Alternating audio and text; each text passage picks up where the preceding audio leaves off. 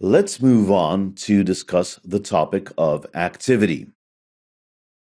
As I've mentioned, it's the main component of our application and among the most often used ones. It's responsible for displaying a single application screen. This is the screen with which the user may interact. There is no possibility for two activities to be simultaneously displayed on the screen. In case of a transition from one activity to another, the activity stack is used. It allows stacking activities one upon the other. In such cases, during the transition from one activity to another one, the old activity is saved and the new activity is put on the top of the stack.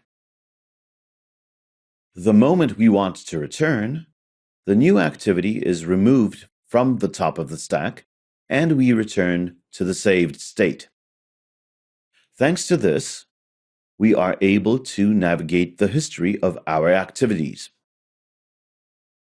This way we can perform more complex actions which require more steps. In the case of applications, we usually have only one activity. It may happen that we have more activities which allow us to enter our application, but there's no requirement to have an activity.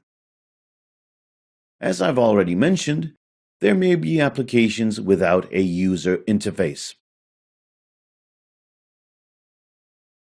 Activity is a component that has a pretty complex life cycle. Depending on whether it was started a moment ago, closed, or maybe another activity was started simultaneously, different methods are to be called inside a given activity. An activity may potentially have various states. Let's have a look at the diagram which presents the activity life cycle from the moment it started to the moment it ends. We see here mainly three pairs.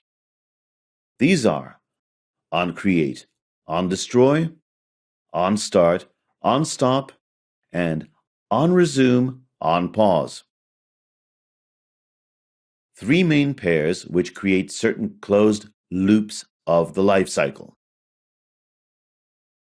OnCreate is the method called right after creating an activity.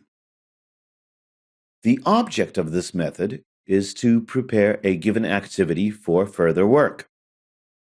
It usually works like a constructor in a way. We set, for instance, a graphical interface and prepare all the components and objects needed later. On the other hand, we have the onDestroy method, which is complementary to it. It's called before the activity is destroyed.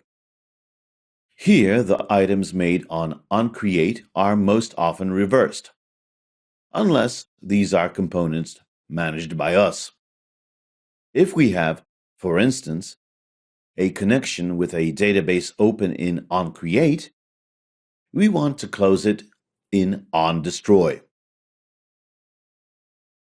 From the programmer's point of view, a far more interesting pair of methods is the pair onResume, onPause. These are the methods which specify the moment when an activity is in the running state. In this moment, activity is visible to the user, and the user may interact with it. It's the most useful moment in terms of the activity life cycle. OnResume is called directly before the activity is available to the user, and onPause is called the moment before the activity stops being active. It is a bracket that holds a fragment together when an activity is in the running state. Thanks to this, we can handle certain information. The running state is a special moment because now we have a guarantee that the activity will not be destroyed by the system.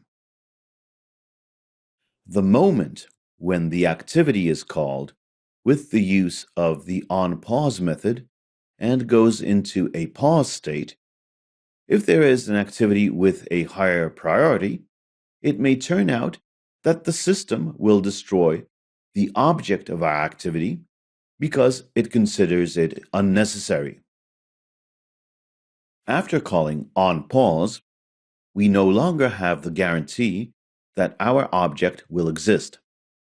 It's good to remember that because it will greatly influence the use of activity from the code level.